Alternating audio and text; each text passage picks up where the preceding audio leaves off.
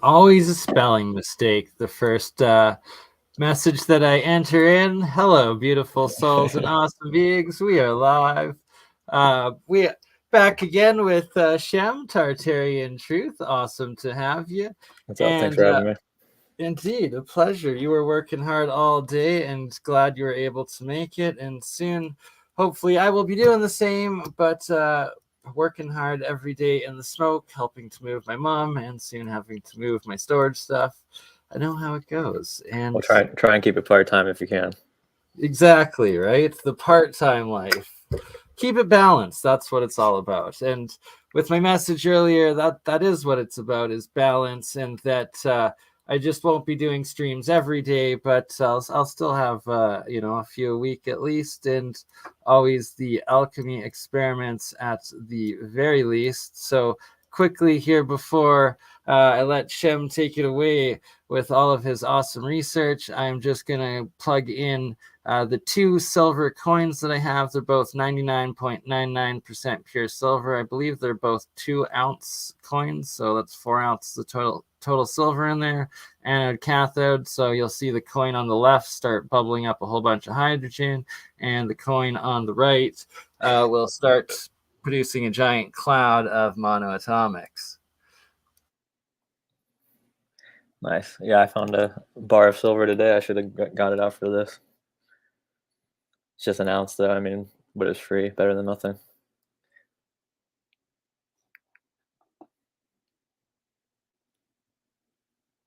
Actually, I might as well just go get it real quick. I'll be right back.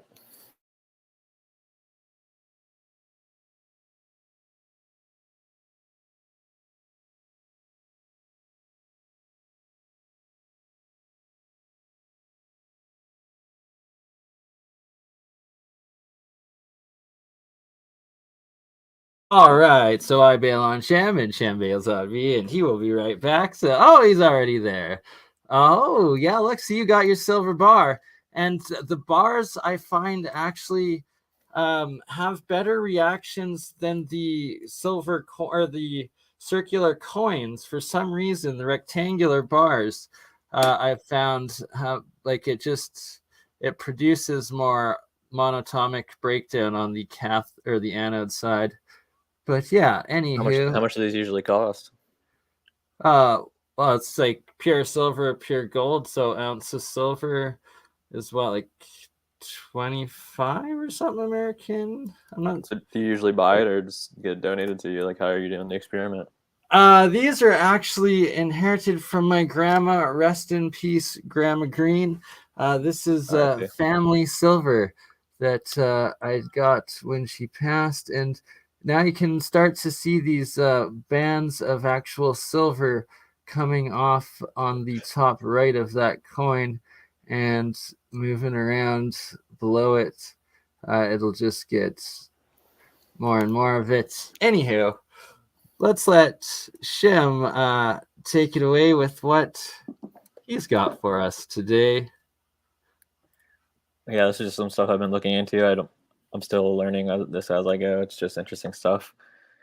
So this is a paper by Michael Vogel. He's talking about the history of the Mongol influence in Russia, and specifically in this paper, they talk about Moscow mostly. So let's read a couple bits from this and then check out some maps maybe. So it says here at the top, the Mongols ruled Russia for 240 years during the 13th to 15th century. So that's the 1200s to the 1400s. One of the greatest effects of Mongol rule in Russia was the rise of Moscow. See, this is important because if you look up the history of Moscow, it says that it was basically like a smaller city during this time period until the Mongols got here and made it actually expand. So if you think about what we've talked about in the past with like the cities of Genghis Khan and stuff or not Genghis Khan, Kublai Khan and stuff like that, like what was happening during the 13th century, it's pretty impressive that they're actually responsible for Moscow growing into kind of the city that it is today. We were reading Marco Polo before. That's a very good point. And they always try to act like it was the Western influence that, civilized Russia and Siberia and built Moscow, but it's probably the exact opposite. And that the Tartars, like especially like Peking and like all the ancient mega cities of the East Asia there, that if they brought it and built the like Moscow and all of the different like Dagestan, Chechnyas, all of the different Kremlins across the areas that the same sort of palace technology or systems that were of the east. Yeah, I mean they had a lot of walled fortress cities like that in the east. What you're talking about, and well, the interesting thing about the Mongols though is that it was split into different sections in this time period. So we'll check out a map of that actually real quick because it kind of shows it a little bit better than I can explain it.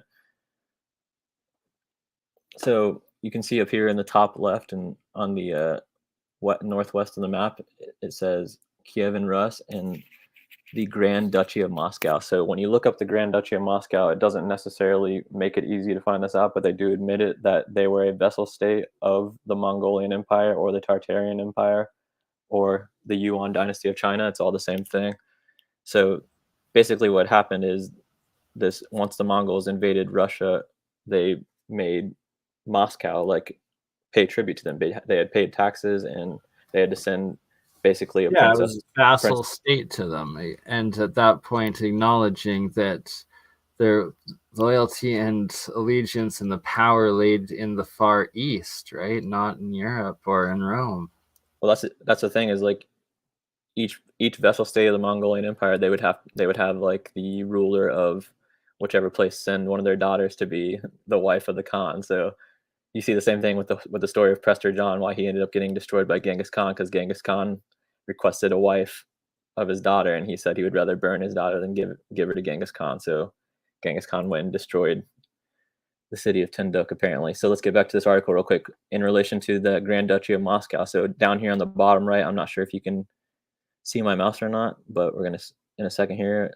It says here, although Russia was to remain subject to another 100 years of Mongol rule, it was often a name only. That's not the right section. I'm sorry. Okay. So right, this is what I'm looking for. In his will of 1389, Dmitry beneath Vladimir to his son, I bless my son Prince Vasily with all my patronage of the Grand Principality. And it says here, the Khan is no longer who chooses the Grand Prince. So basically what they're saying here is after 1389, the Khan is no longer who chooses the Prince of the Grand Duchy of Moscow. So before this, apparently, whoever was ruling in Moscow was because the Khan of the Mongolians decided that.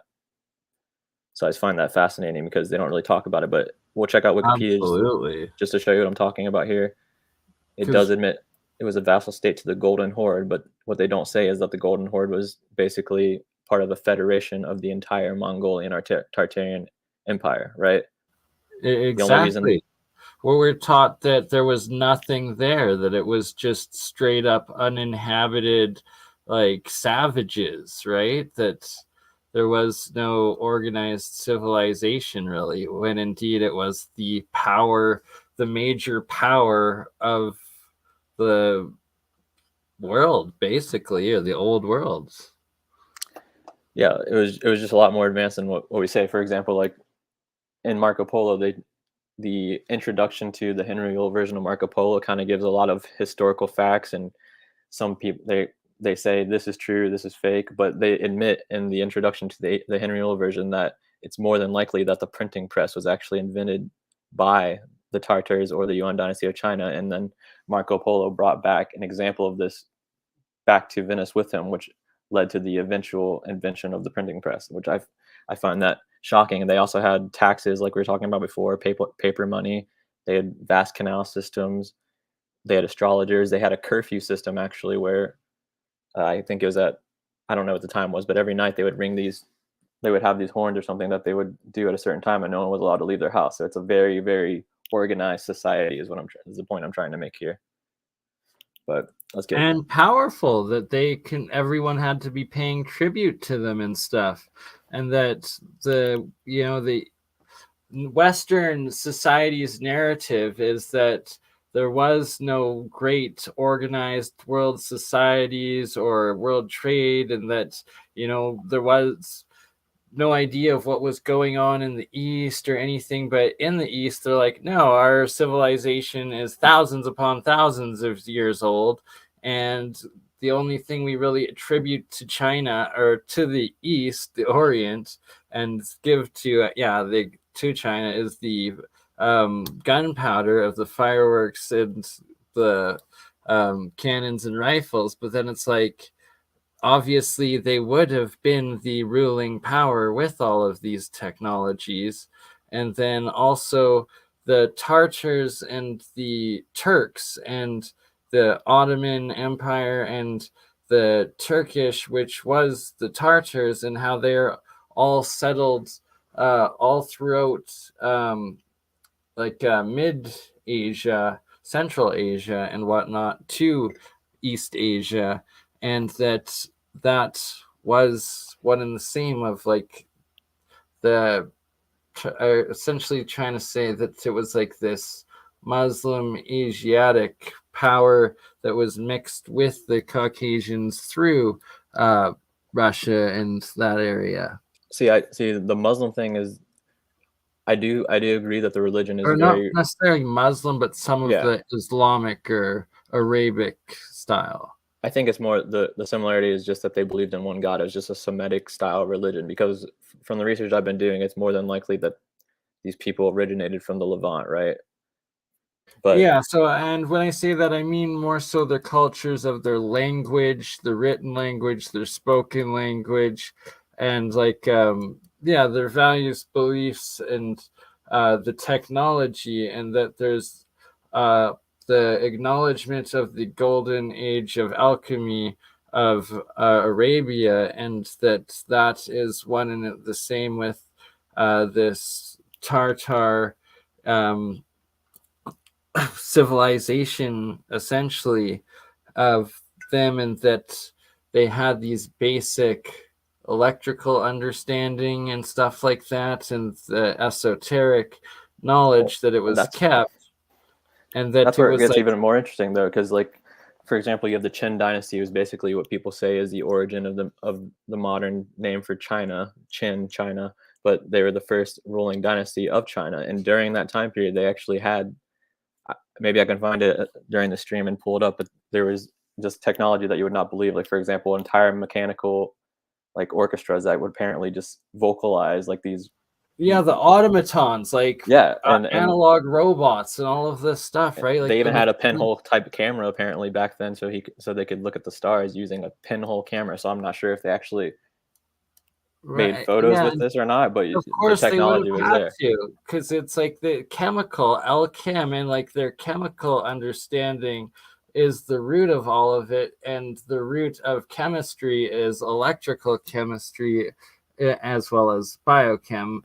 But those are two rabbit holes that we currently have extremely classified and suppressed now, but the ancients also kept it that way, but had a vast, bigger, and better understanding of it than we do, especially with like energy and matter. And yeah, that's more for another day or later in the stream. But you're right, like the advancements of that technology and stuff, and yet we are told that there was nothing there and that they were these disorganized savages, but somehow this horde came and conquered all of the entire landmass of Eurasia a couple of times. But don't worry about that, and don't worry that all of the people speak the same languages throughout all of it. And like all of the advanced architecture seems to all be built from them as well, and the mega terraforming and all of that. Yeah, don't worry about any of that.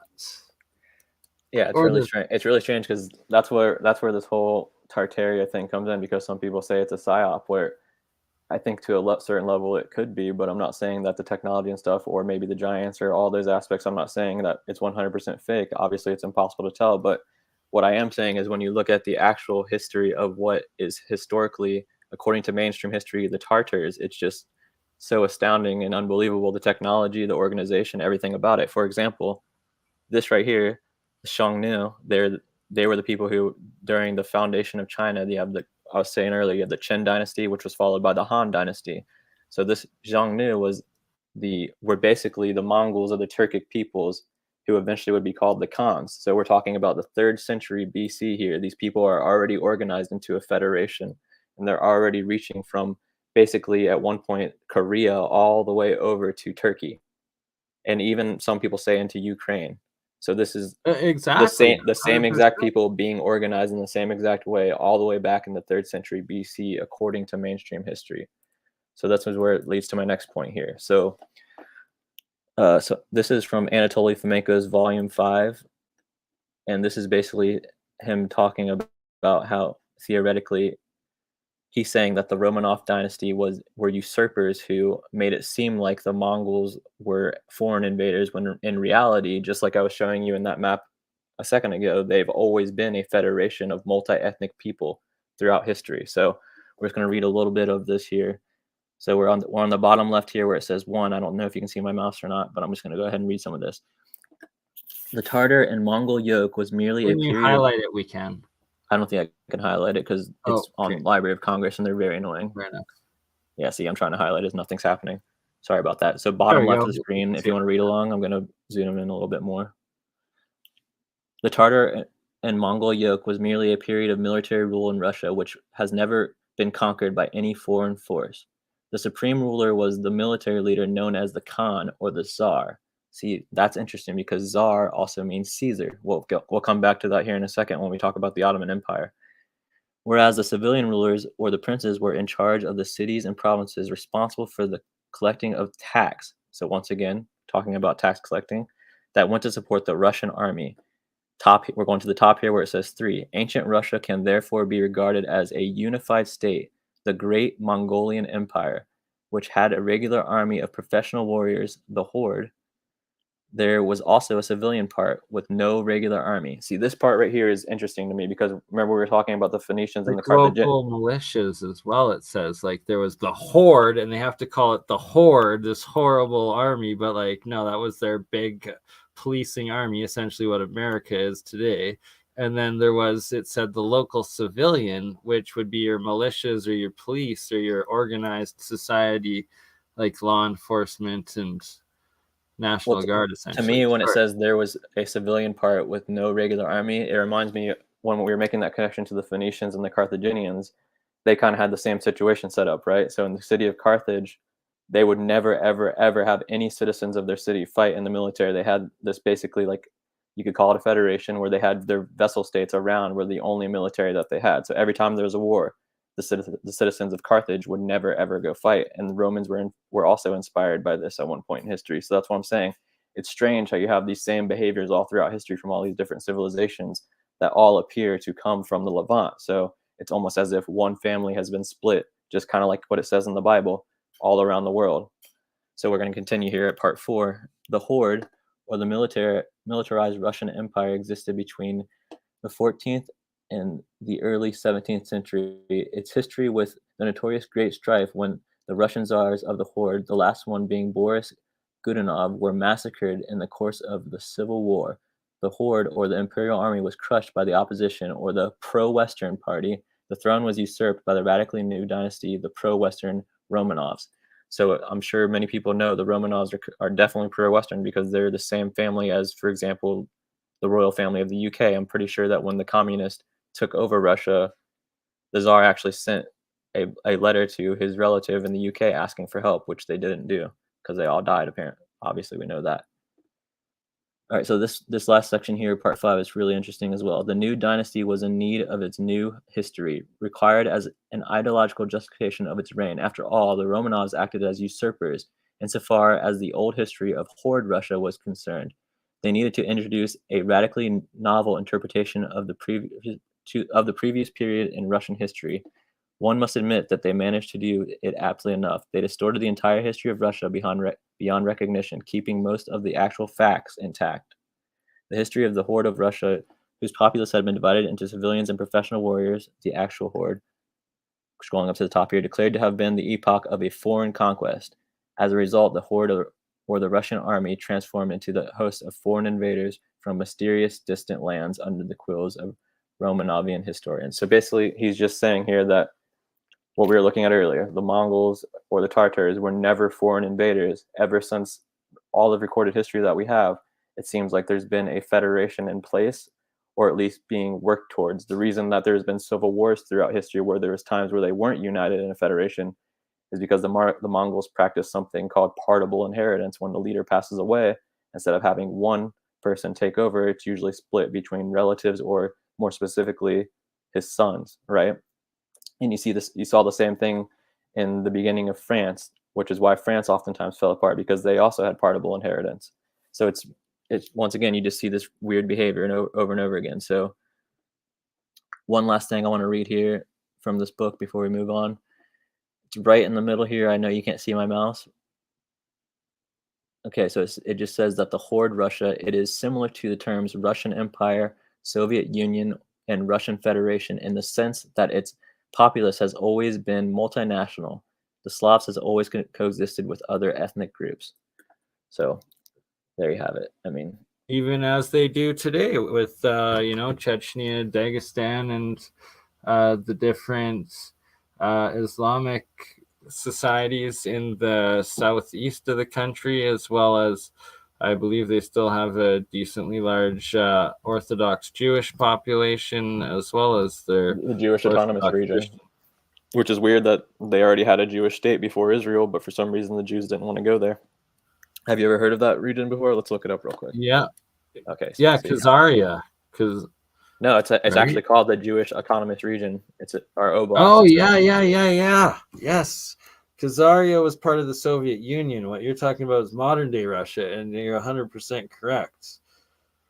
This existed before Israel. It was created as a safe haven for Jews, and now I guess there's barely any Jews living there. They all went to Israel instead. So 1928. Okay, so let's get back to another interesting connection between the Mongols. This is speculation, by the way, with this. None of this, I'm not saying any of this stuff is 100% true. This is all speculation. So when you look at this map again, you see something else that's suspicious in the Anatolian region. Down here, it says the Seljuks of Rum. Rum, when you look at what that actually means, it means Rome. Rome, so right by Rome, no doubt. Okay, so let's look this up real quick. The Sultanate of Rum. So this was another vassal state of the Mongolian Empire. What's interesting about this? This ended up becoming the Ottoman Empire, right? Another interesting thing about it is you see the double-headed eagle as their coat of arms, which is similar to the Holy Roman Empire and modern-day Russian coat of arms and Constantinople, all that good stuff. So, yeah, I don't know. They try and make it seem like they're separate people, but if you read the story of the Seljuks who were in charge of this place, they actually came from Eastern Asia. They say they were running away from the Mongolians before they founded this place, but then they ended up serving underneath them, right? And if you look at the history of where these Turkic peoples came from, it's the same area that they claim that these people ran away from. So are they actually running, or were they just doing natural expansion? I'm not sure, but I did. Or were they just always there, trading there, partly there the whole time too, right? Could have been like it says mixed societies and whatnot. That could they have been there and like coexisting as a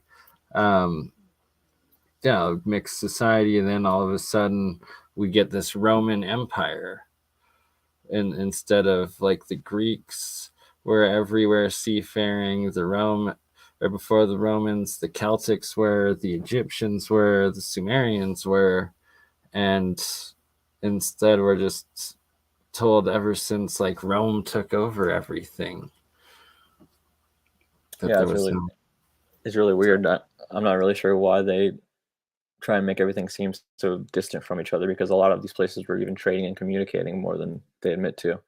One last thing I want to show about this article, this is the one that we opened up with, was that it says here that the Tartars eventually were called the Cossacks. So we know about the genocide that took place, or alleged genocide of the Cossacks in modern Russia when the communists took over. So I just think it's interesting how they gave them a different term, but according to this guy, who's basically a mainstream historian, he's saying that the Tartars were called the Cossacks. That right? So and between 19. I'm sorry. Go ahead. Modern day Russia today, the Cossacks are part of the Muslim or Islamic population of the South, and they were always with ancient Russia. They were always like charged with keeping the southern borders of like the Russian Empire or states like safe and clean, but that they were always at peace with both the Orthodox Church and stuff, and I guess like the rest of the Turks until Rome, right? Because it's like at one point they were Turkish, and then all of a sudden they were turned on each other. Yeah, well, there's a study that I just found, like I think either yesterday or the day before, that's talking about the origins of the Turkic peoples in relation to the Japanese, the Koreans, the who are the other ones? The Tungusics and the Mongols. But we'll get into that in a second. Before we do that, I want to make it this is kind of a stretch here, but the other day when we were talking with Ancient Historia too, we were looking at this flag of Japan. Zoom in here if it lets me. It's on the bottom. It's on the bottom by the Tartarian flags. My computer is very terrible. There we go. Can you see that? Yes, sir.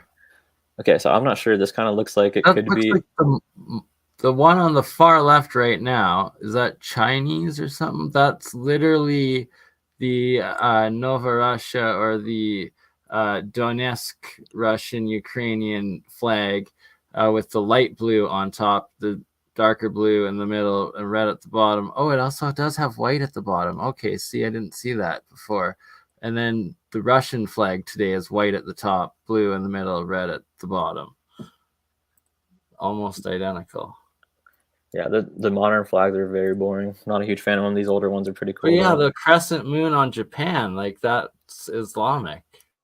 That's the interesting thing about it. That's kind of what led me to this paper, because I was looking for a connection between the Ottoman Empire and Japan, because it says that Japan, and it's hard to find information about it, but at first it was telling me that they never communicated until like the 18th century, but I found another paper that talks about them communicating long before this. So I don't know for sure if this is the crescent moon on here. It kind of looks like it could be a banana too. What do you think?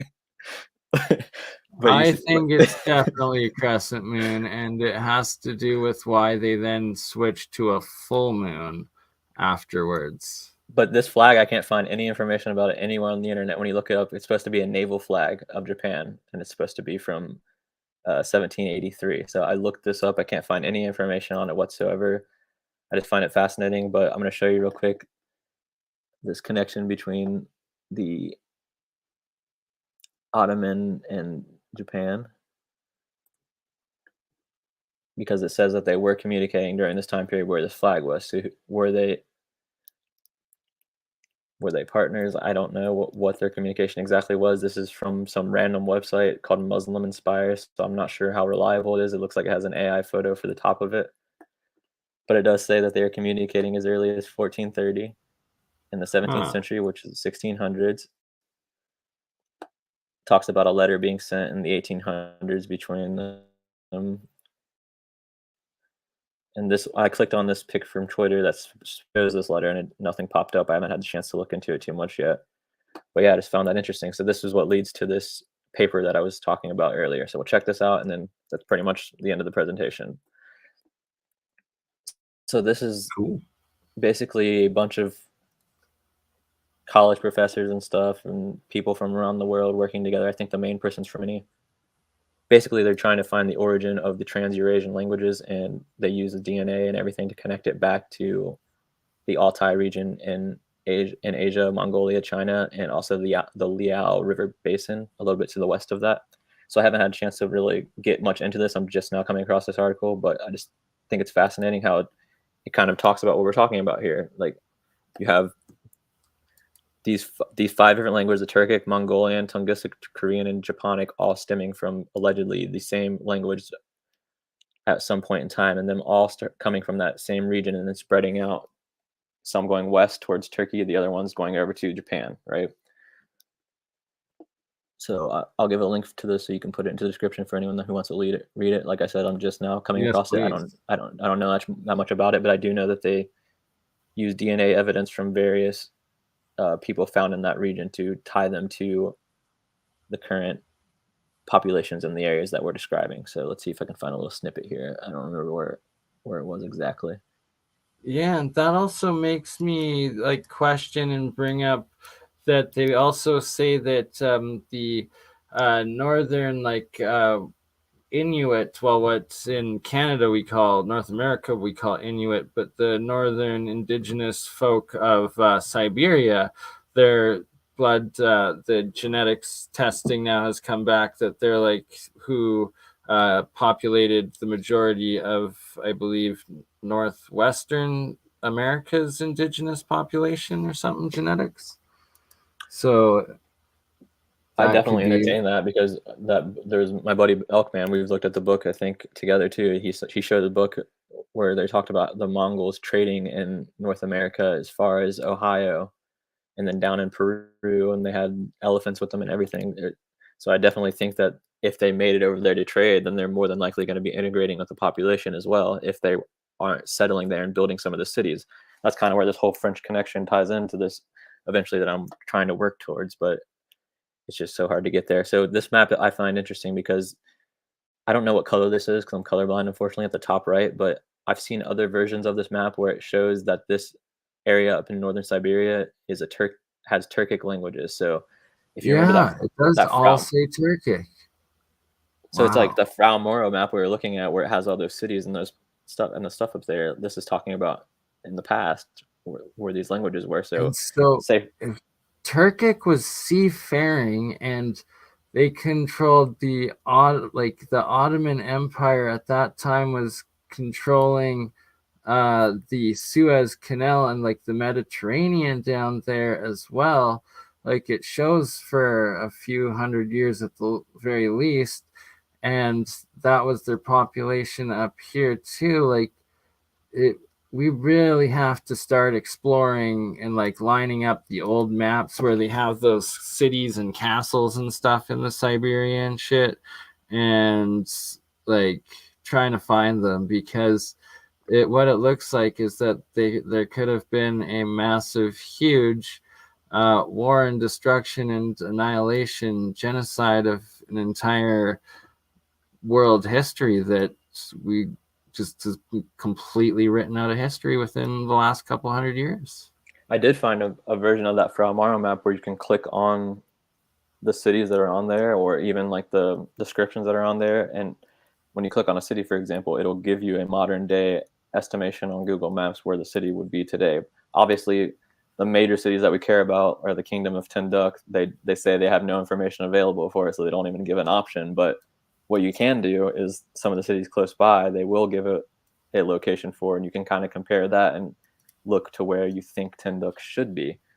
So just one more thing to kind of tie this back to the whole Phoenician thing. So when you look at the Mongolian script, this is just Wikipedia, but still it does admit here that it comes from the Phoenician alphabet. So that kind of ties back into that whole thing of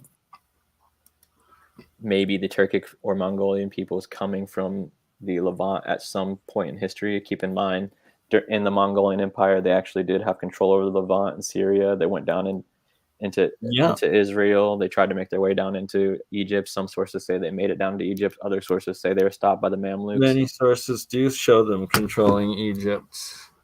So it's just far more fascinating than we could ever imagine. And when you look at the mound culture all around the world, like for example, that Emperor Qin we were talking about earlier, the first people of the Chinese dynasty, that the tomb with the terracotta soldiers, right, with the mercury inside the tomb and everything. That's allegedly shows all the rivers of China using mercury, which is fascinating. Okay, so that's a burial mound, right? Just like you find in North America, just like you find all over the world, these burial mounds. And they don't let anyone go into the tomb to do DNA research on who the emperor actually was. So they just say he's some Chinese guy. You know what I'm saying? So it could be a Turkic guy. It could be another mummy with red hair, like some of the other mummies they found in that area. Who knows? But yeah, I think that's pretty much all I got for this stuff. Let me double check. But this is just another example of the Turkic languages real quick. You can see up here in Siberia once again. That's from Wikipedia. right? Like, Yeah. look at that all the way through. And that whole purple area is literally where all the old Tartarian castles and cities and what society were. And it's that they're called Tartars, you know, like even today. This is that article again. Sorry for bringing it back up, but one more thing. The Russian term Tsar, which literally means Caesar, was used for both Byzantine Emperor and the Mongol Khan.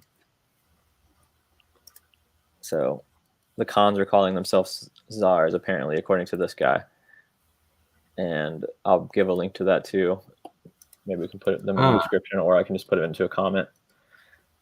And one last thing. So this is Mehmed II of the Ottoman Empire. Just want to really hammer it home that these people were calling themselves Caesar. If I'm spelling it correctly, which I'm probably not. Yeah, you are. No, yeah. I can't see. I'm trying to save some Celtic maps currently, and man, are they fascinating. There we go. I was spelling it right. It just took a minute to look. Yeah, you were. So it says Mehmed has assumed the title of Kaiser-i-Rum. So once again, the Sultanate of Rum, which we were talking about earlier, were the foundation of the Ottoman Empire. Roman Caesar. So the Ottomans saw themselves as the inheritors of the Roman Empire. They also had that double-headed eagle as their coat of arms, which was the same as the Holy Roman Empire. And obviously, if you look at mainstream history, what the Roman coat of arms is, it's just that one eagle with the piece of wood or whatever that has the SPQR. I can't remember what the letters are on the bottom off the top of my head. It doesn't have two heads. But yeah, just find that stuff fascinating. So if anyone has information they want to share it with me, that'd be awesome. I'm still looking into the stuff. Sorry, I don't have the answers or anything. Both of those, no apology. Fun to look into. It is, right? It's truly fascinating stuff, and like the deeper you look into it, the more just what the fuck it becomes, because nothing we're told is true. Yeah, it just blows my mind every time. I guess one last thing I didn't sign into this, I'm sorry, but this makes a connection maybe between the Ottoman Empire and the Japanese population, like we were talking about before, because if you know anything about Islam and even Orthodox Christianity, the women do cover themselves. This is an article I found on JSTOR, which I finally signed up for because there's a lot of great sources on there, but it says covering one face, the histories of Japanese women from the Heian period to the Edo period, this is in Japan. This book basically just talks about how women used to cover themselves. So I don't know. Obviously, that's a little bit of a stretch making the connection to Islam, but it's entirely possible, or at least a similar style religion, right? Very true. What? That one says. So yeah, I think that's actually it. So can move on to something else now if you like. Did you want to maybe check out that video of that pyramid in Egypt from Chuck? Yeah, absolutely. Okay. You could get your alchemy stuff together while that's playing, maybe. Oh, did you say you already put it in private chat? No, I'm about to. Sorry.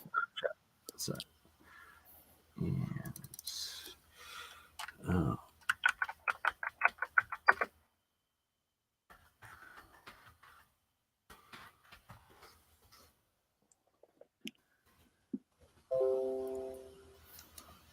Perfect.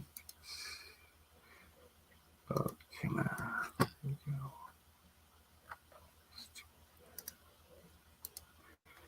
Sorry, just loading a couple of the Ottoman Empire maps along with Celtic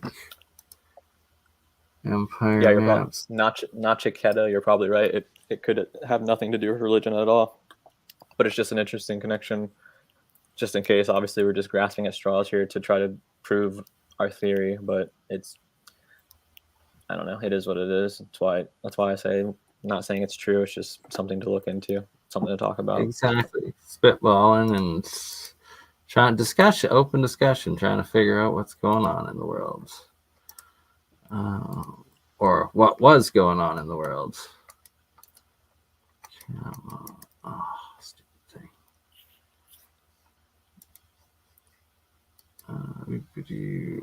You did an Instagram, gotcha.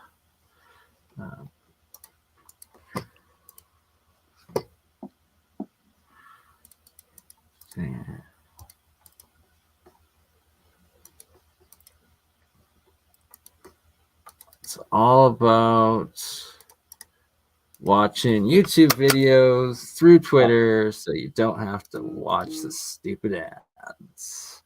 I wish I could play it online, but my computer's so laggy. Got that good. YouTube Premium.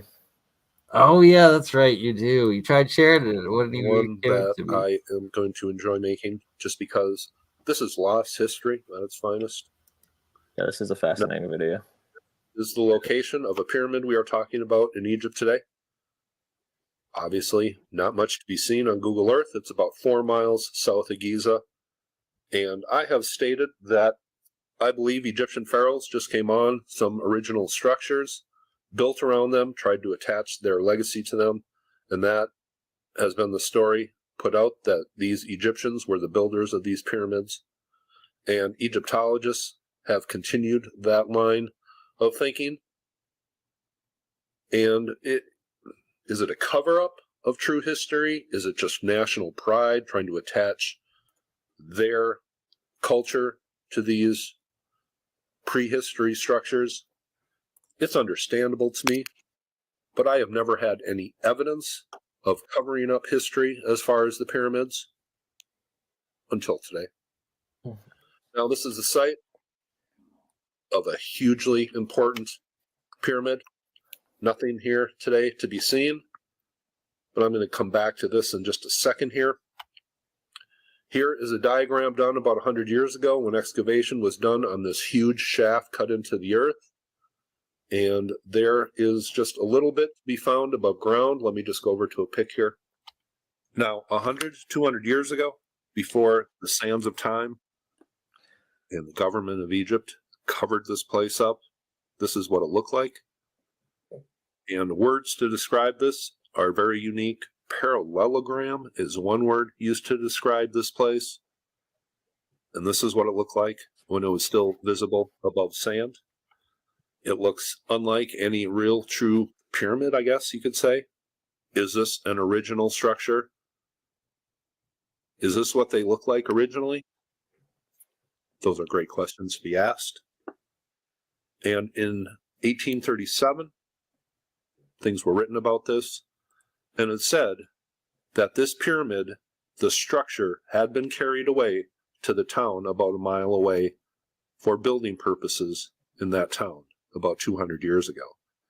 He said this pyramid was carted away, and this is all that's left. But the flooring of this is made of massive pink granite blocks, 15 feet long, 8 feet high, weighing, I can only guesstimate how individually each of these weighs maybe as much as 100 tons. Can somebody who's an expert on granite blocks, 15 feet, 8 feet, 4 feet high, some 5 feet high, that is the stones that makes up the flooring. But the truly strange thing in this is this picture, and this is one of the strangest pictures I have seen from ancient Egypt. Here are those massive granite blocks that make up the flooring. I mean, good grief, but one of these granite blocks has a tub, it is described, or a sarcophagus cut right into it, finely polished. Here is the lid right by.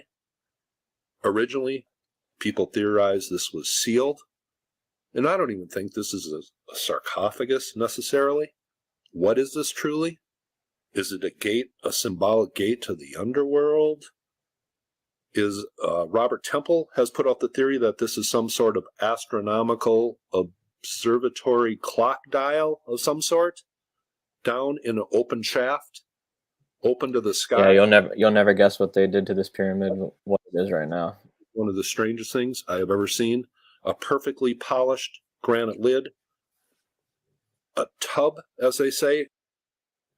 Yeah, sorry, I paused it for a sec. Some said that this pyramid was exploded or something, but really it's documented that they quarried it away and used it to build part of Cairo. Is that correct? What are you saying? Yeah, they're saying it used to be a complete structure, then they carried it away to get to that point, and then after that, I think maybe the destruction, that picture he was showing earlier, maybe the destruction that whoever was describing, that's what they blew up. But I do think that he said it was a complete pyramid before this. Yeah, and there's images like with Luke that he's shown, and some other maps we found of books, and like the Greek accounts of there being many more pyramids there just a couple thousand years ago, maybe even hundreds. Who knows? Is pink granite good for anything like alchemically, or maybe probably? Because that's all this is pink granite. It's what you're looking at there is pink granite. Yeah, that stuff probably has all sorts of like electromagnetic properties built into it from what they were actually using it in the pyramids for. Oh, and thank you, W. I just saw right now that you did a $5 super chat, and I missed that. Brian Forrester has videos of him exploring this site because it's right now it's a military base apparently that you can't get into. I don't know. Right? Yeah. So sorry.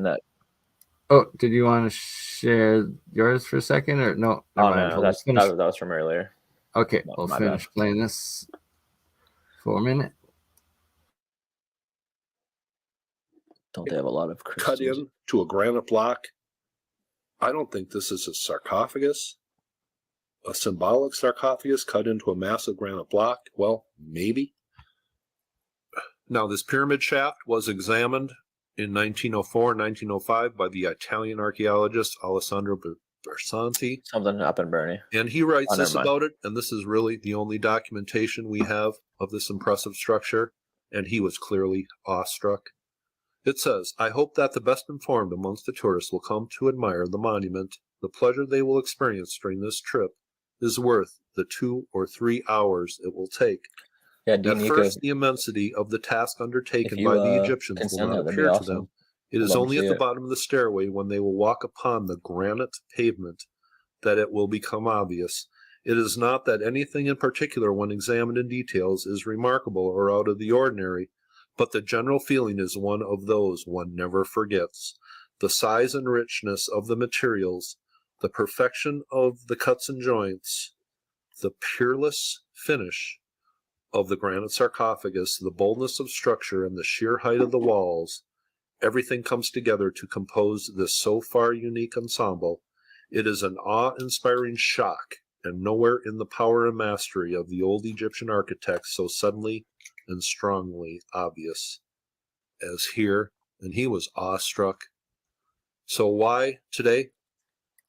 The tourist industry of Egypt, they want to bring people to these magnificent structures of ancient Egypt. How come this is closed, covered up? Because clearly this is not Egyptian. The only thing Egyptian about this is it appears today in the land that we call Egypt. I wonder what he means by that. What did this place look like originally? This is what we have today. And you can see the stones here that I guess this would be the western side of the pyramid. And that is all we have left today. What did this look like originally? Well, we have a very unexpected source that gives us the real answer of what this looked like in its form, and it's in color, and it's Hollywood. Now here is a clip from Hollywood, Land of the Pharaohs, made in 1954. Nothing was done at this site for between like 1912 and 1954. The sands of time buried it, but it was used for a set can you of pause the real movie quick, Land of the Pharaohs, and here... Sorry about that. No, it's all good. Nachiketa, good luck doing that with the chisel. Right. That when we were talking about earlier with the Qin Dynasty and the Han Dynasty of China, apparently they had water-powered saws and stuff back then. I'm going to try to find definitely too. Water-powered saws would be able to cut through that, and that's not even right? And water, if you get pressurized water at certain, that's like the strongest blasting you can do for stone. I also think a lot of the stones that were used in a lot of the pyramids were, especially the grander, better ones, were most likely geopolymer. Some of like, but then there's the whole bases, right? Like there are some of the actual quarries, but then it's, I've now questioned, are the quarries that they can't claim that the original stones were cut from and moved from, were they actually in fact just other locations of other pyramids that were destroyed or removed and like taken down and used for other buildings in the more recent times, and then they just claim that those were the quarries because they have the exact same stones in them, when in fact they could have all been geopolymer. But I'm I think just you're onto speculating something. on that, and much more investigation would have to be done to actually confirm that. I think you're right, because there's this mound I was looking into called Shrum Mound. It seemed to appear out of nowhere, and now it's a protected site. But if you look at old maps of the same area, there's no mention of the mound being there. And around the mound, on both sides, everywhere in that area, there's a quarry now where they've taken away so much rock. And I don't know if that means See? that there used to be structures there that, or It some kind of. seems to be. There's especially a shit ton of quarries right where it looks like old star forts would have been, and also where maps of old star forts are. And then with Luke, Ancient Historia, there, some of the first videos we did together, he was showing some of these Nubian style pyramids, but that were larger in size than the Great Pyramids, and that they were further up the Euphrates and stuff. And then me and Campbell and him went on Google Earth and looked right, found the location of where they are now, where the waterfall used to be, and then that's where they built the dam and covered covered the waterfalls up, and then they covered the two ancient cities that were below the waterfalls up. And then right where like one of the biggest pyramids was supposed to be is where there's currently a giant quarry. Wow. Yeah, that stuff's crazy. And the area I'm talking about is the heartland of basically like the Adena mound builders and stuff like that, all around the Scioto River. And yeah, it throughout North America, especially too, like because of all the ancient canal sites, and that the canal sites were in with the whatever the both the pyramids as well as the star fort sort of infrastructure go hand in hand, so that they have to like destroy any like too out of place architecture that was along those canals and stuff to try to claim them as modern day construction. doesn't make any sense. It's interesting how the only footage of this place is he's showing it right now in this video. It's from a movie. Like there's no really other footage, I guess, available of this place. He's showing like a 10-second clip or 5-second clip from a movie that they shot there about Egypt, apparently, like a Hollywood movie. It's weird. Yeah, But right. you can see how huge it is. Exactly. This was filmed at that site, and then they've had it closed off ever since, and it's just so massive. Well, Dean Eco said that Brian Forster paid to get in there, so I'm hoping that we can get a copy of that video. Yeah, if you don't send it, I'll look into it. But yeah, let's finish the rest of this. It's a couple more minutes, I think. Is just a clip of that. And I'll just slow this down in slow motion because it's only on here for about 5 seconds in its regular speed. But here you can see this massive shaft cut into the earth. And this was shown in a Hollywood movie. So we do get an idea of what this looked like. And I think that is absolutely fascinating. Now, here is the name of this place. What it is called today, the unfinished northern pyramid of Zayat el-Aryan. And that is what it is called today. But the unfinished form, maybe the Egyptians, dynastic Egyptians, just didn't come along and cap this place or put their work on top of this original structure. I don't think these places were unfinished. In the views of Egyptologists, I think they were unfinished. So the word unfinished, and I'm going to be going over a few other pyramids that they call unfinished, that were clearly finished in their original form. Now, this looks just totally strange to me. It looks like something that is clearly not Egyptian. It reminds me of stuff Brian Forster shows in Peru, and he mentions the Atlantis word. The guy on the right's And I looking have kind no of problem AI. using the Atlantis word with really, really old ruins in Egypt, just because at the Temple of Edfu, the earliest Egyptians tell us clearly that the people who started their culture came from an island that was sunk in a great devastation. That's what the earliest Egyptians tell us. Should we believe the earliest Egyptians? I think we should. But this is so strange. And people have had access to this site in at least 50 years. This is where the cover-up starts.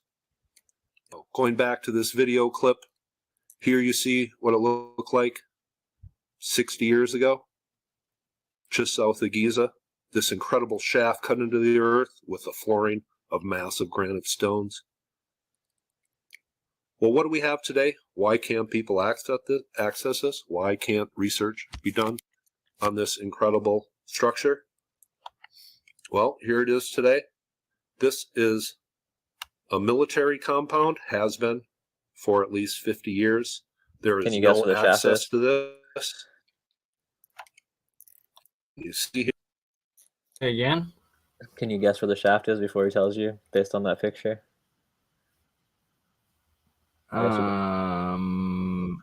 Maybe, but probably not. Yeah, I knew this already, but it's because that's the whole point, because it's basically been completely covered up, but I think my head's blocking it. It's right where the top of my head is, basically in that fence. Right? Just like there's Now it's under my also mustache. it's being stashed. Well, yeah, he basically just shows how he basically just says how they filled it up with trash, I guess. Like they started storing trash down there, like inside It's just disgusting that they doesn't do make that. any sense. It's ridiculous. But yeah, we can move on. Great video. Oh, we'll play the last 2 minutes. Go for it. Out of respect for him. Good Yeah, man. R.I.P. Chuck. Here is the view from the movie. This is the pyramid overlooking the Nile Delta. And why can't we get at this today? Well, here is the fenced-in shaft. Here is that open shaft. This is what it looks like today. Why can't research be done? Why can't we really, truly investigate this? Well, this is a trash compound, and that shaft has been turned into a giant garbage bin. Jesus. Well, thanks to Danico, I got... That's the cover-up of the prehistory pyramid. All right. I guess. That's unbelievable. And Danico gave the link for the Brian Forster one. It's like 10 minutes long, too. Do you want to watch that quick? Yeah, let's check it out, mate. Hopefully it's the same site. I believe it is. If there's actually trash on there, that'd be crazy. There's a whole bunch of trash in the second Sphinx that's on the Giza Plateau. The 2 videos of people that paid to go check it out. It's disgusting. It's just filled with like a layer. Oh, it's sad. What is wrong with these people? Hidden Inca tour is only $6,000. I wish I could afford, because I would go. Hi, this is Brian Forster, and today we're exploring a site you probably have never heard of called Abu Rawash. And at this location is this amazing piece of granite stone that has a curve to it and also has obvious evidence of ancient machining marks, which you will see. Yeah, now, where its original location was in relation to Abu Rawash is not known, but it's one of the best examples of ancient linear machining technology that you could possibly see. Abu Rawash is not open to the general public, but if you get special permission, you can go and explore it. And it's a part of the ancient system of pyramids located in the general Giza Plateau area. Now, most people think that the Giza Plateau is simply where the three great pyramids are, but that's not true at all. Here you can see that the casing stone of this once pyramid was pink granite, likely from Aswan, which is hundreds of miles away. And here you see the darkening of the inner core of the limestone. That apparently is intense heat.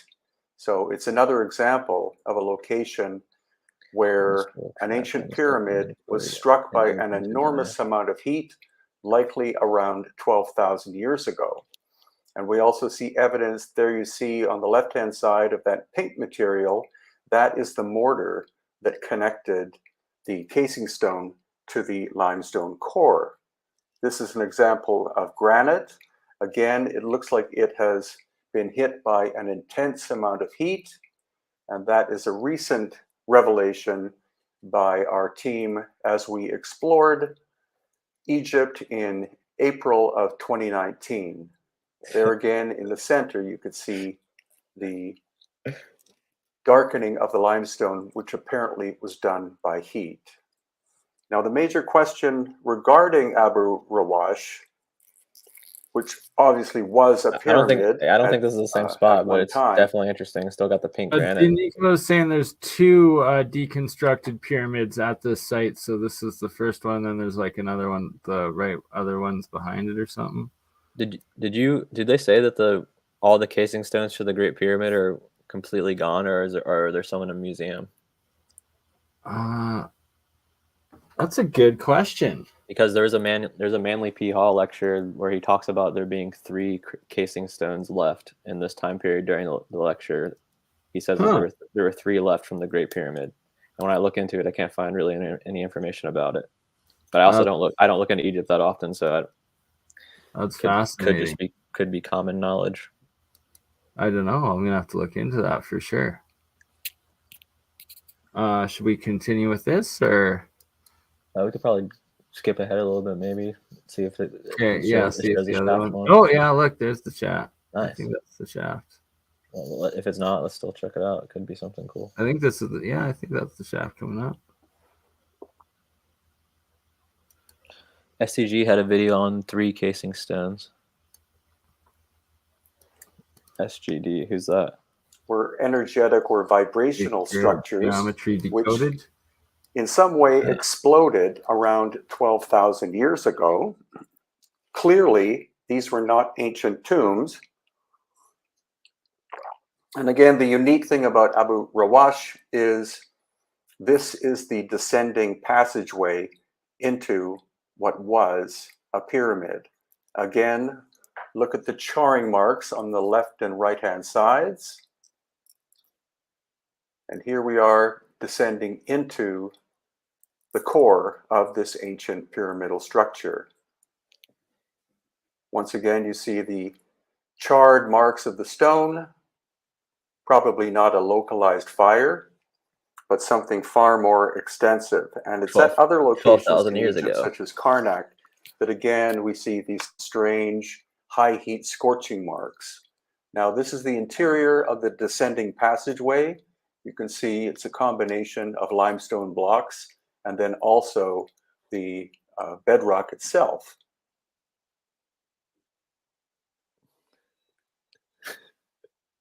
Now, this site is not open to the general public, as I said, but if you get special permission and a proper licensed guide, then you're allowed to visit it.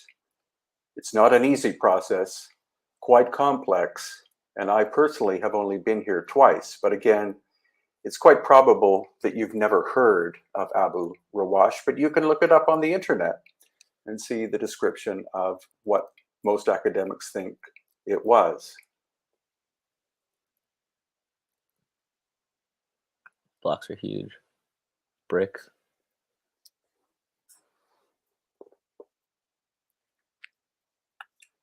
Now you're looking at the actual core of the pyramid structure itself. And as you can see, mainly this one's filled it's with the trash bedrock too. itself.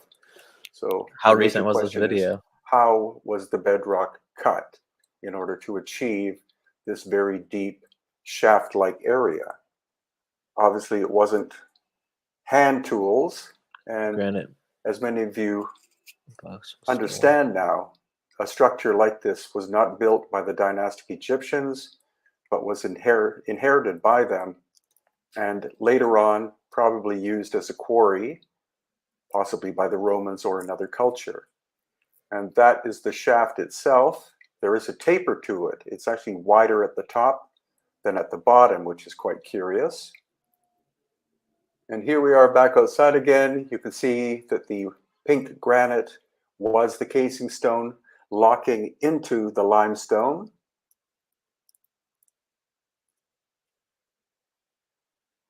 And again, we see evidence of ancient scorching or charring marks on the surface. Anti-trash dumpster.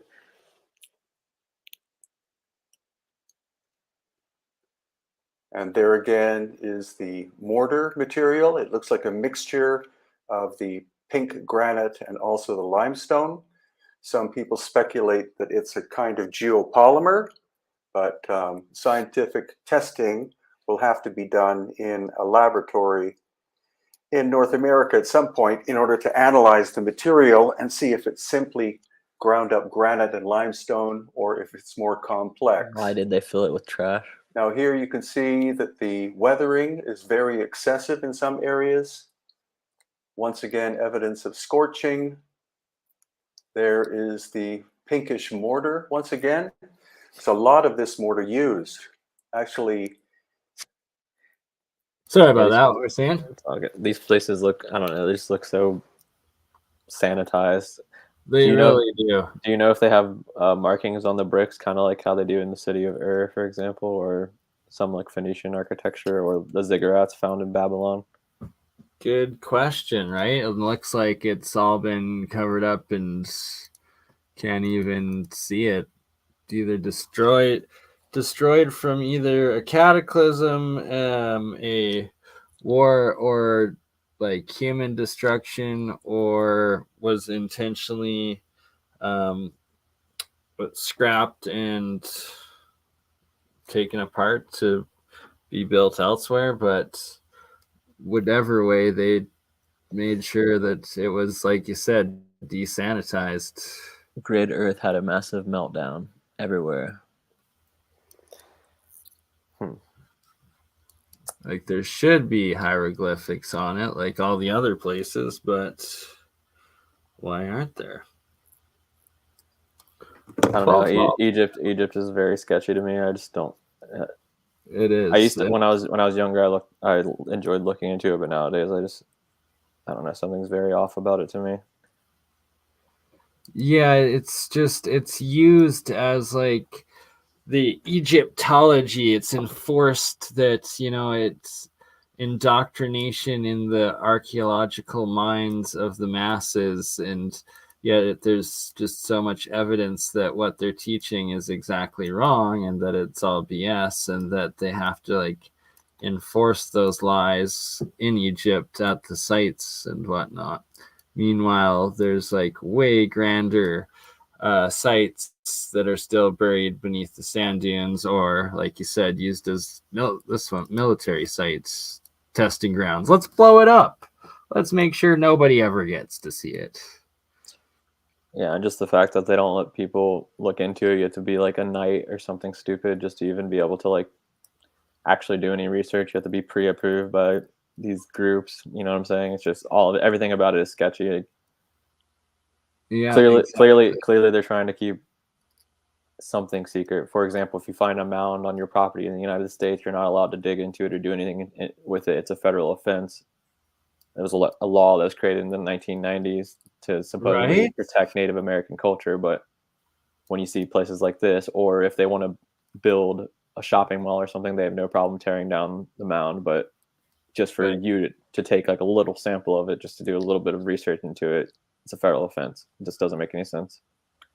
Just don't want you finding those elongated skulls or the giants or the gold or whatever the heck's in there. I was shocked that the other day the Smithsonian website actually provided a document, and I didn't even know they actually gave things out to people like that. It was about, I think it was about the Ottoman Empire. I was looking something up, and there's like a PDF, Really? and I was just blown away. I was like, oh, the Smithsonian's actually useful for once, not keeping it behind closed doors where you have to go down in person. That, huh? Shout out to them for that. But I do still send them emails from time to time and shame them. Right. Now, I guess we should just start asking them for things instead of like telling them how evil they are, because they already know that clearly. Many pharmaceutical companies are built on mound sites in Ohio and Indiana. Interesting. Really? Yeah, by where I live, there are tons of undocumented mounds, and they're building like apartments and factories. Like I think an Amazon was recently put up around here, and you can see that they fence off the entire area when there's like an actual mound in the area. But when there's no mounds or anything, there's no fence. But if there is a mound, you have to like go through security to get into the construction zone. I saw one on the way home today. I thought about sneaking in there at nighttime and checking it out a little bit. But there's this apartment place I always clean for, and on the way home, every single time I leave there, it's on the west side of the street. On my way home, there's a giant mound that has no documentation whatsoever. And then a little bit further, like maybe like a mile and a half away from there, there's a huge mound that is documented, but there's barely any information about it. That is, you definitely should do it. Take a GoPro and a flashlight and live stream the whole thing. Someone said something about a simulacrum. Oh, it says Silurians. Silurians. But before you go, I did get the Celtic map of a couple thousand, so 400 BC, so like what, 2,500 years ago. Look at how it goes all the way into Anatolia there.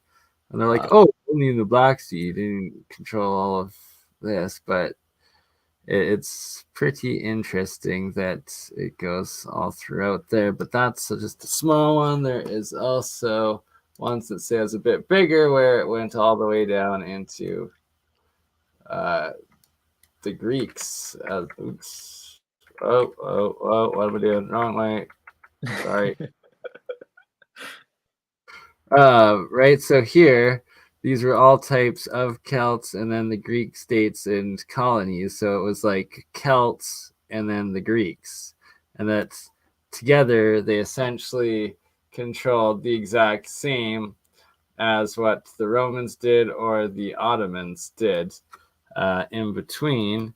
And here's another one of the Celts from 2400. Yeah, the Romans weren't big fans of the Celts. They basically exterminated them in order to expand into the Roman Empire. No, they took over the entire area that was them. And then right here's another one. And this one, it says it's like a 1500s map, so only 500 years ago. So that I find very strange. And it gives them all of North Africa. I believe it was actually where it says that. Let's document it. Don't take my word for it. Let's find it. Here we go. The mound site was a location that they allegedly found. Kaboom, right here. Celtic Europe by Abraham Ortelius, 1595. Is it saying this is in 1595 or that the map I guess was it was made in in 1595, but well, he says it was this entire area, so fascinating.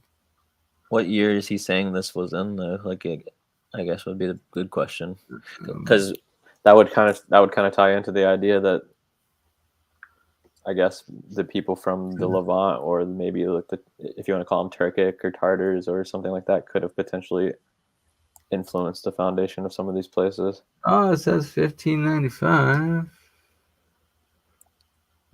I will have to send you the link and let you. Yeah, I'll look into that. See what's going on. If that's from 1590, if he's saying that the Celts ruled in 1595, Right? that's shocking. But I doubt that's what I he's saying. doubt it. I couldn't. Yeah, it's couldn't be. Now where's the Ottoman Empire ones? Come on. This seems interesting. Ooh.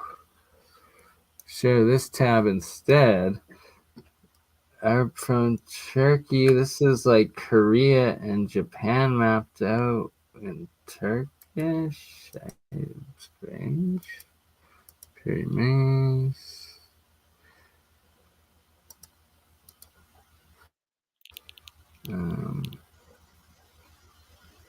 The Crusades.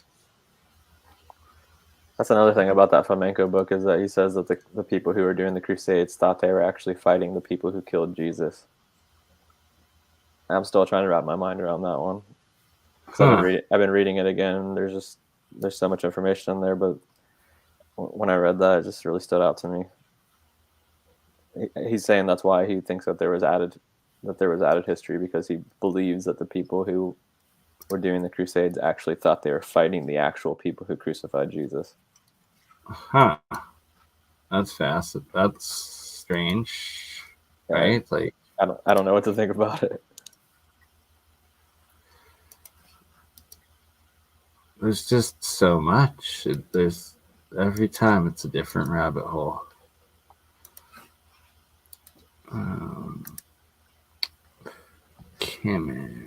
Where's the right one? I guess I'll have to get more of find my hard drive for next time for what I'm trying to find with all of the different maps, and showing that they're essentially the exact same.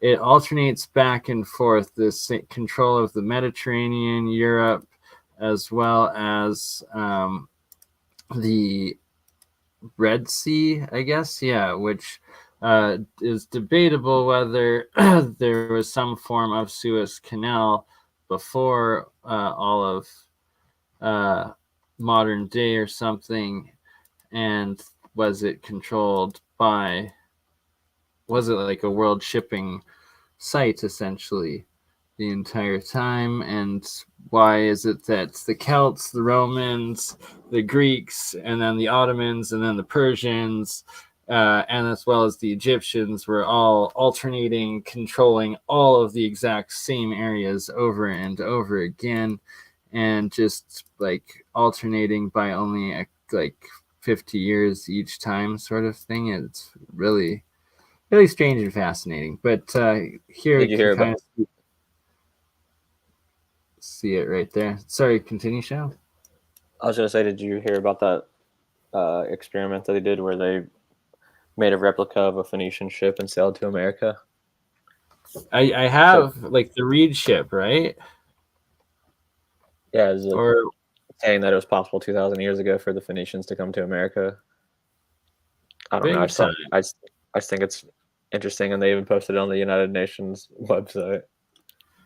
Yeah, I remember. So I don't know if I remember when was that one? I think it was in 20. Let's see. Because I remember one of them that it was like a reed boat or something. I'm not sure if it was like the Egyptians, maybe it was the Phoenicians, or maybe if they've done it with a few of the different cultures now. Regardless, it's that the entire world was basically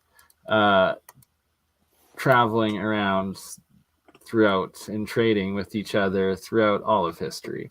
So this is like one of the Ottoman empires, and at one point they're saying it controlled all the way to Caspian Sea and little Tartarian, Crimea there, and pretty much all North Africa, all of Greece and Hungary throughout there, and then all through the Red Sea and all through Iraq and the rivers along there, which it's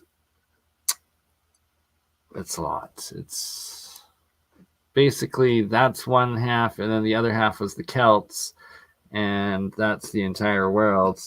And if the Ottomans were the Tartars and the Celts were also related to the Tartars. Well, right there, you've got everything under one world system all at once, not that long ago. Yeah, well, I don't know. I wish there was a better name to use than Tartar for what we're talking about, but right. I feel like it just distorts it so much. But basically, It does. people who stem from that same region, the Altai Mountain region, yeah. EBT brought up the Flamenco The says Alexius Phoenicians. Comnena says Jesus Christ. Yeah, that's interesting that he says that because that's Oh, right thank before. you, John. Stop. That's right before basically like the foundation of the Mongolian Empire and stuff like that. Because he was in like the 1100s, right? Yeah. So I don't know that there's weird things about Flamenco's book too. Like there's one section where he says the entire reason that he's doing it is for people to basically come to their own conclusions and do their own research into stuff. But then later in the same exact volume, he like gets mad at people who are using it and saying that he didn't give permission for people to use it or something. So when I read stuff like that, it just really throws me off because he's contradicting himself within the same exact volume of the book, right? But yeah, there's a lot of that with flamenco, right? This is that thing I was talking about. So the replica 2,000-year-old boat makes landfall in Florida after a 6,000-mile journey across the. They said they were picking up trash when they were doing it, which is pretty hilarious. But yeah, this is basically a Phoenician boat that they reconstructed. 2019, they traveled 6,000 miles from Tunisia, which is basically where the city of Carthage that I was talking about earlier, the Carthaginians, which are the Phoenicians. Yeah. So they traveled from Carthage to Florida. So it's basically just saying it was possible for the Phoenicians to make it to America. And I know people have said things about finding Phoenician artifacts in America or inscriptions on rocks and stuff like that. So I just think it's fascinating that how advanced the Phoenicians were. Exactly. They obviously had trading, they had taxes, they had all that stuff. They were basically the inventors of the royal purple, which has been seen all throughout history, even to modern day. The Catholic Church recently made their official colors purple and red. Like it's always been a status of like this group, I guess, is where I'm going with that. But yeah, you want to get into some alchemy before we call it quits? Yeah, absolutely. Well, actually, I was gonna just go through some more. Oh, I gotta load it first. Other old world photos or old map photos. 30 cents of fertilizer missing in California. Seems like all world civilization made Phoenician like boats. Exactly, D. Nico. Even the galleys of Venice, like the galleys of Venice, the boats that the Khans were using to invade Japan. All those are just two examples of. Right, and also Lake Titicaca. They're the exact same ones too. Up top of the old what they were claiming Aztec or Mayan or Olmec or something, but they're almost identical to the Sumerian, Egyptian, Phoenician boats. Would like to know all of the contradictions about flamenco if you guys are willing to get into that. Maybe, right, dude. Maybe one day. It's just such a long read to get through the book. It's hard to keep track of stuff. You'd have to like write it down as you go. But that was just one thing that really stood out to me. The one I brought up earlier because it just really bothered me when it said that. I guess it just made me think like, is this legit? Is this something that I should be trusting? Because it was just, I don't know. It was like he was having a dialogue instead of just presenting information, if that makes sense. Because right, like he's kind of debating it and theorizing as opposed to being so sure of himself or sure of it, right? No, he was getting mad because he was saying at the beginning of the book that the entire reason was for people to use his research and come to their own conclusions, and anyone can use it. But then later on in the same volume, which is volume 1, he says like certain people were using his information and he didn't approve of it and didn't give them permission. Oh, really? So it's like, okay, which one is it? That's very hypocritical, definitely. Yeah, so that just rubbed me the wrong way when but right, like no, that's kind of funny actually. Let's see. Can we see? So you can kind of see a really giant cloud now from like there to there that is all of the monoatomic silver, and then there's like it's different like more condensed speckled pieces down there. And then I'm gonna try to plug in jar next to it quickly with copper and make some monoatomic copper as well. Exactly, ABT. Just like he was getting mad in his book, though, like getting mad in a book that you're writing. Does that make sense? Right? Yeah, I feel you. Just like starting to sound a wee bit crazy, arguing with yourself and the readers that you're not even talking with yet. Although I guess he would be like talking to his critics at like the Russian Academy or the Soviet Academy of Sciences and stuff at the time. Potentially. Maybe that's what it was. I forget who it was, but yeah, I'd have to look into it again.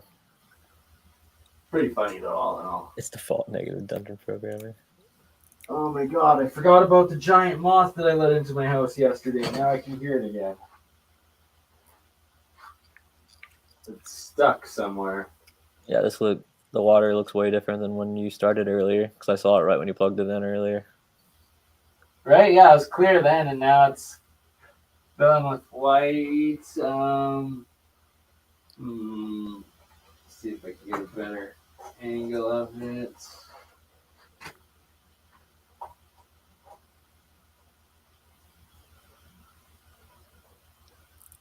Kind of see right there, there's like a giant cluster and then kind of a clear space and then a whole giant cluster above. So is this purifying the silver, basically? Yeah, well, it's breaking the silver down from the like metallic solid third state silver into the white powdered monoatomic form that a lot of people claim like is a kind of like quantum matter or like a plasma state matter. So it's like this higher dimensional matter when you activate it. It's a series all on its own, but it's quite fascinating when you read into the legends of monoatomic gold and what seems to be all like the demigods of old were obsessed with it and making it and eating it and consuming it. Have you ever heard of Cleopatra the Alchemist? No. Cleopatra, yes. The alchemy aspect, no. It's an entirely different person, but she apparently Really was like a profound alchemist in history, and she has a couple of documents that survive to this day. And I guess like one sheet is basically talking about how to make, I think, what you're describing, the purified gold or the monotonic gold. I don't really know much about alchemy. Like I said, I'm just now looking into some of this stuff. But yeah, there's apparently an alchemist named Cleopatra the Alchemist who's like, I guess she's allegedly one of the greatest alchemists of all time. Right, it's just every time it's just more and more rabbit holes. Yeah, you should look into her. Might be able to help if you 100%. understand the symbols and I've stuff. read so many different ancient alchemist work describing on making this palpable, edible gold, and like that so many of them warn of, and like this also I need to warn everybody out there, like, one, I'm using 100% pure silver and pure gold when I'm making the monoatomics that I claim to be of that element. So it's very expensive. And number two, that if the stuff turns into a different chemical compound other than the actual gold itself, like an oxide or a hydroxide or anything like that, it then actually becomes instantly toxic and poisonous, and you've then just spent the price of gold or your silver and turned it into literal nothing, like dust that is worthless to you because it's oxidized and poisonous. although there is a manner of bringing it back into solid form, and we're going to be doing a stream figuring out how to do that pretty soon. So with that whole Glenn T. Seaborg thing, you remember the guy that I showed you who actually turned the base metal into gold? Do you think that was just a way of them discrediting it so people would never try it since they claim it was so expensive to do? Or what do you think about all that? Oh, I think 100% it was legit, and that there's been several different methods and ways and alchemical discovery ways through cold fusion of doing it in both the ancient times and the modern times. And that guy was probably 100% right on how to do it. And it was probably too expensive of a process, his way of doing it. I don't doubt that at all, because when doing it with chemicals and stuff, it is a very tedious and expensive process of having to continually wash and rinse the acids out, and repeating doing it and stuff like that, it would cost a fortune to be doing it, and possibly quite toxic on the regular with the materials. Is this working now?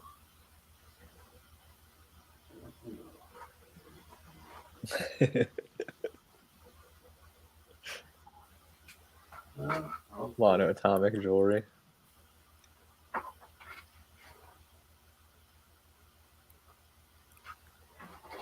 But the point being that the way that I'm doing here, it's a lot less energy expensive and chemical expensive, because it's all in salt water with just a small amount of electricity, and you only have to do it once, not several times over and over again.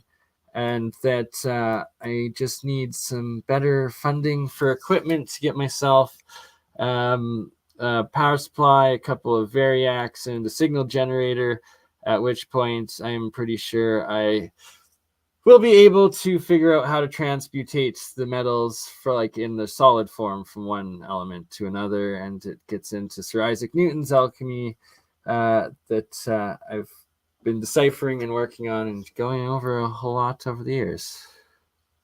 Shout out Isaac Newton. He did a chronology thing too. He did, right?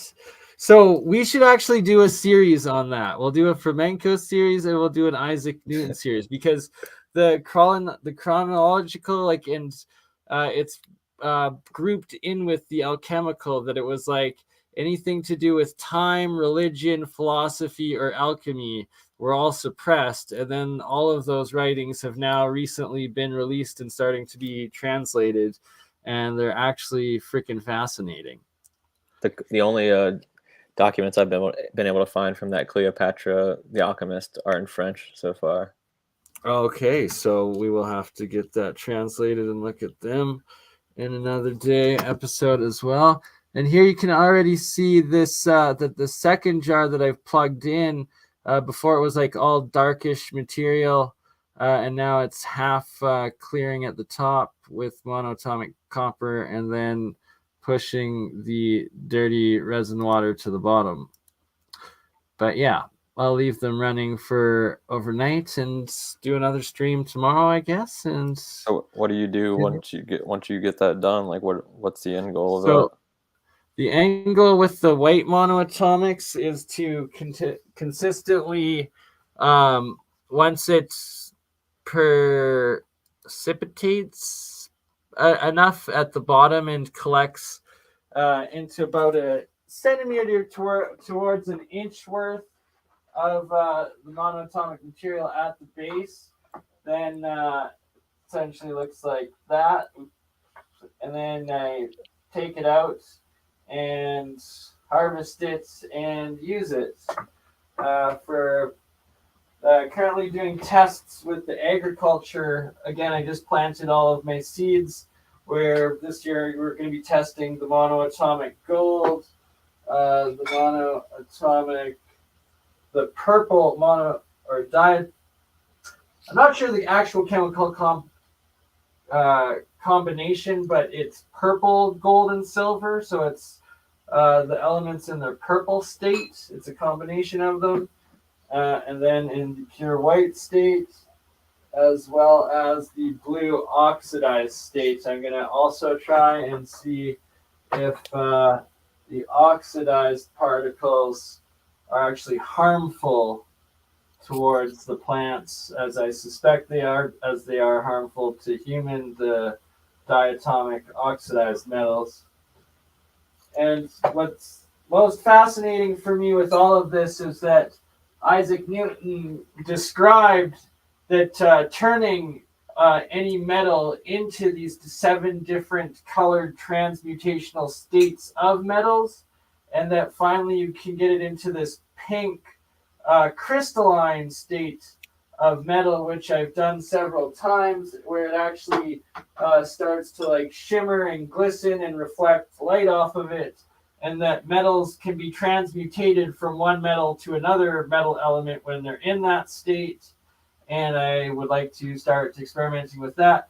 And then he also states that all metals can be broken down into their pure white monoatomic state, which I have been doing and have done with, I think, over like 15 different metals now, and that I've gotten each metal into these red states, these green states, these white states, the yellow sulfur state, and that there definitely was a higher science of it that has been completely wiped out of modern understanding, and that it potentially is this cold fusion missing link that also gets into biochemistry, that's also electric chemistry, that is also the hydrogen energy as well. And hydrogen fuel and hydrogen energy is the future, and it's a lot simpler than what they let on, and it could have been what we see as the steampunk past.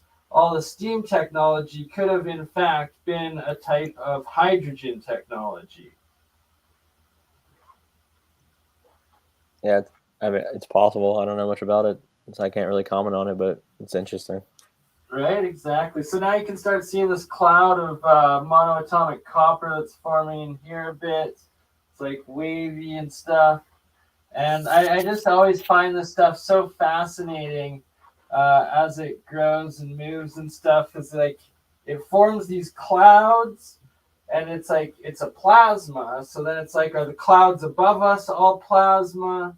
And then it also, a lot of the time, it'll like grow different like tubes, these little nanotubes and stuff, and like stalagmites and stalactite and all sorts of different weird structures that form off of the metals, and they self-organize, and they basically come alive when there's a little bit of electricity going through it, and that just fascinates the fuck out of me every time. Yeah, that stalagmite stalactite thing is very interesting.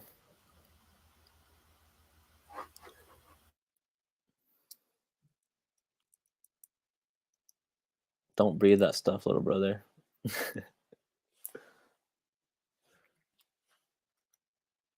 Does it have your blood inside?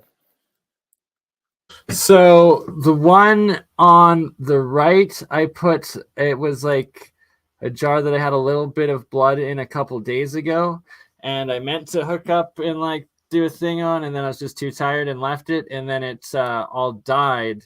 Like it just turned into this like black nastiness over the last 2 days in the salt water, and all the blood cells died.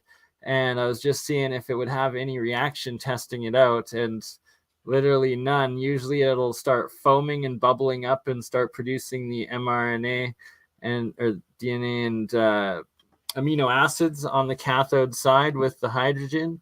And it did not at all on this one. And instead, it's just going to push it down to the base of it. And what I believe it will probably do, and actually I think I can show an example of what it's done before with this, is it actually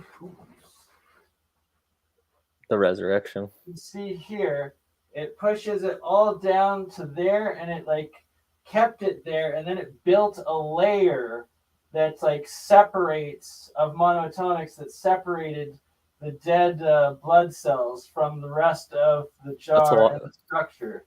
Wait, so that's a lot of blood. Is that did it just like? It's only a couple of drops. Okay. But it just went in all the water. So here's what's crazy is this one of blood water. I made and sealed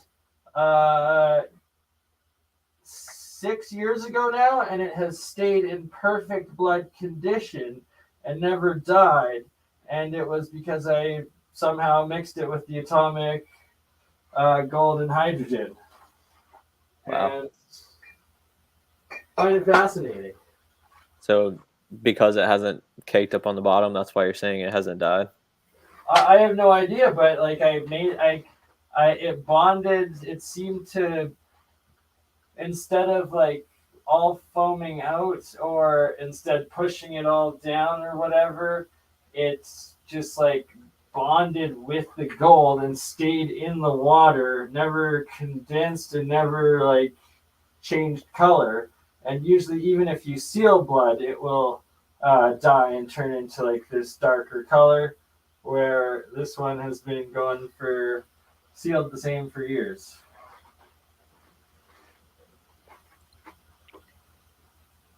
Someone says, what is the aim besides an exercise in grossness? What are your comments on that?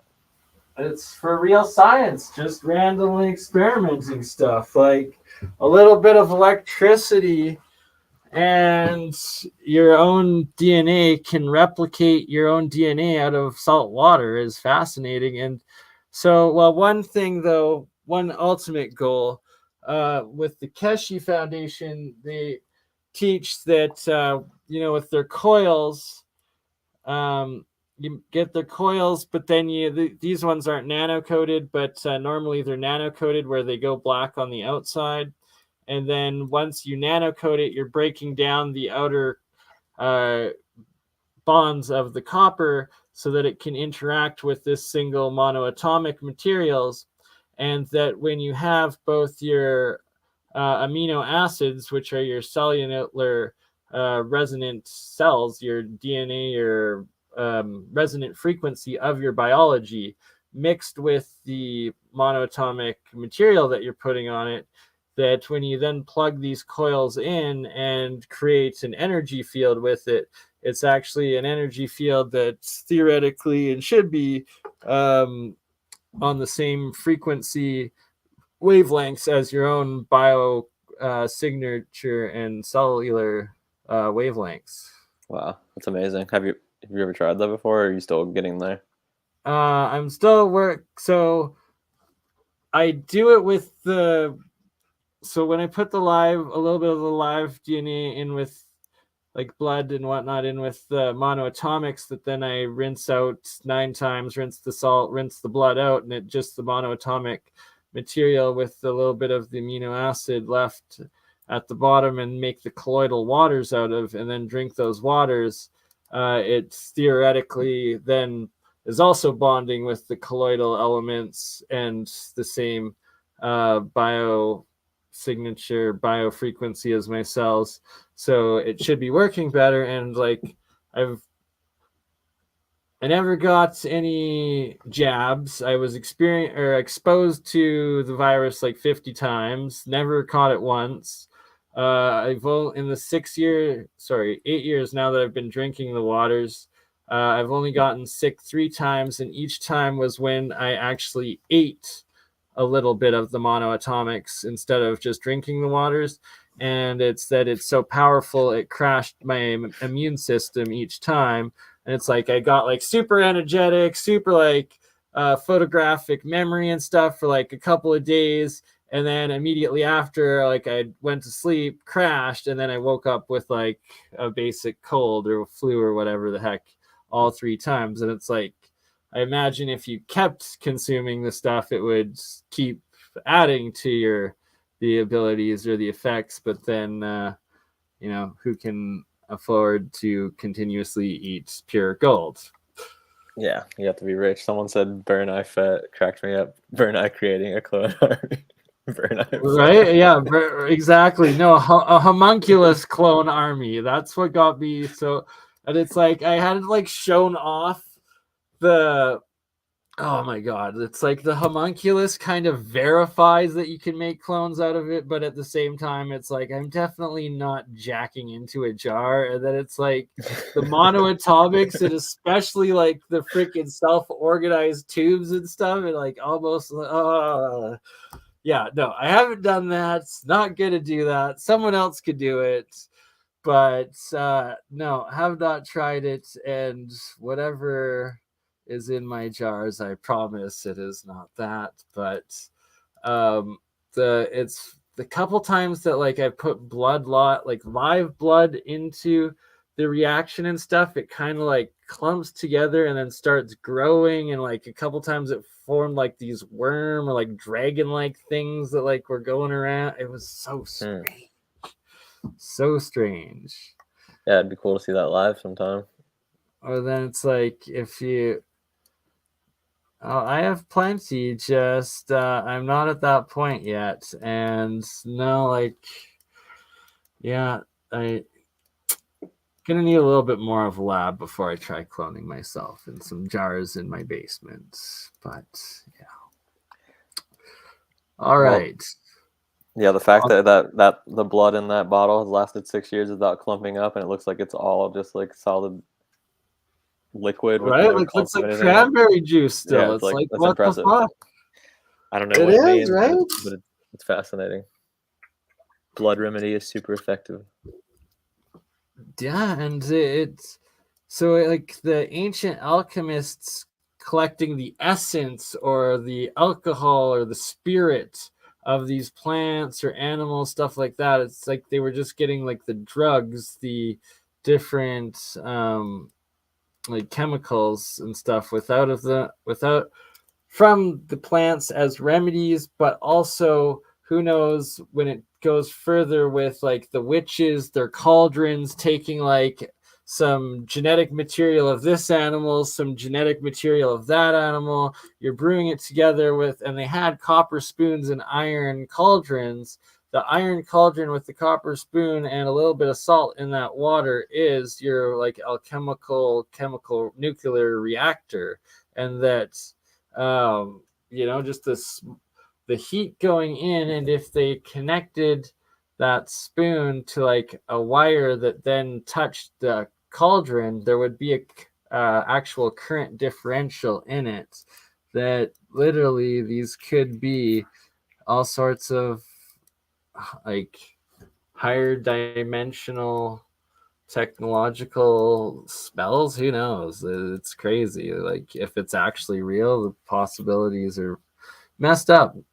Just spitballing there, but there seems I think it's real. There's a deliberate to effort to destroy the books that had a lot of alchemical formulas in it. Like all throughout history, you hear time and time again of these books that used to exist that are completely gone, that were filled with alchemical work. You know what I mean? So, and a lot of sources talk about magic, which could easily be assumed to be some sort of scientific thing along the lines of alchemy or whatever else. So it's definitely possible. There's a reason they cover it up. I couldn't agree more. Oh, see, now you can start seeing at the very base of the jar there, it's starting to clump up towards the front, this white amount there, right at the bottom. So that's what the monoatomics look like as it collects. Oh, weird. Now it's gone completely dark all the way to the top of the second jar again. That's the blood one, right? Yeah, the dead blood. Right. Yeah, it's dead blood. Dead blood. Living blood does way cooler things. But I'll leave it plugged in, see what it does for a day. Oh, thank you so much for the donation, Scott Ross. And thank you, everybody who has donated and supported tonight. John Sup, $2. Again, bless you both. Thank you, and thank you all for your support and generosity. And yeah, so there's all sorts of different end goals with doing these random experiments and, alchemical stuff. And it's just for the sake of science, and hopefully it turns into something more one day.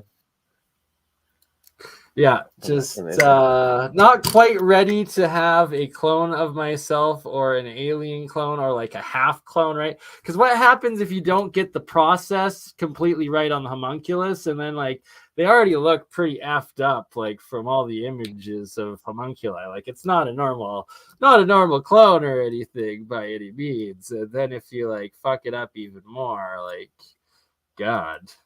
Do you want a zombie vampire burning homunculus running around? I don't. Could be interesting, I guess. Not yet, at least. Right? I'm more like that Weird Science or whatever the fuck the movie is. Let's create the clone girlfriend first. Clone 100 Ambers. Trying to find this. All right. Well, on that note, I guess it's 1 a.m. here, so it's 3 a.m. where you are. So I guess I will let you go. But John Sup, yes, definitely. Question before we go: Did you type a question? Did you mean to type a question because you super chatted a couple times? What is your question, good sir? $5 for a question. Well, he's done, and you can ask a question without paying. But sure. Well, so here's the thing. It's all plasma, and all plasma, I believe, has consciousness. And Joseph P. Farrell and Walter Bosley actually had an excellent stream discussing plasma and consciousness earlier today. And what was really strange is every time I was typing in the live chat, plasma with consciousness, those two words together, YouTube would censor my comments. It was fucked up. It's like they don't want plasma and consciousness, the understanding that they're, one and the same, I guess. I don't know.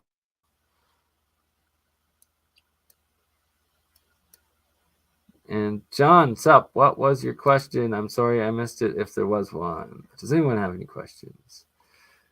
Go sub to this dude. Okay. I will.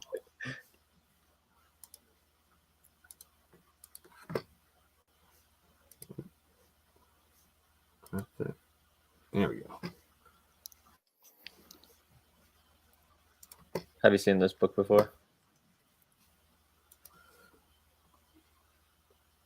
Some creepy stuff. Which one is it? The Cows and the Bees? A little, I think so. It's like got some fucked up shit in it, doesn't it? Like the processes. It's so weird. It's except I really hope it's allegorical descriptions of like beating the dead dog's dick or something like that. It doesn't really make too much sense. The version with the picture might help a little bit more, but this is the only version I could find. Someone sent this to me to help me find it. But yeah, it talks about weird stuff like I just highlighted a second ago. It's talking about like the blood of a cat and some semen. Pretty gross, weird stuff. Right? Like ancient alchemy. But at the same time, like there could be something, there's potentially could be something to it. If you want to convert the form of a man into the form of a monkey or a pig or any other form among the beasts. So it talks about turning a man into a monkey. Yeah. So this is apparently the alchemical formula to do that. Whoa. The heart of a black dog. Go subscribe to Shem. No. Well, yeah, it was a good time. Appreciate you having me. Thanks for the chat. Always a pleasure, brother. I appreciate it too. And thank you. And one last time, everybody do go over and at Tartarian Truth. If you're looking for Shem, his new channel is youtube.com/@Tartarian Truth. And on that note, we will let you get to sleep because you were working all day. And I'll do another update, I guess, tomorrow with how that stuff grows and goes. And Thank you, everyone, for being here. Yeah. And Peace catch out, you everyone. all Have a good night. on the next one.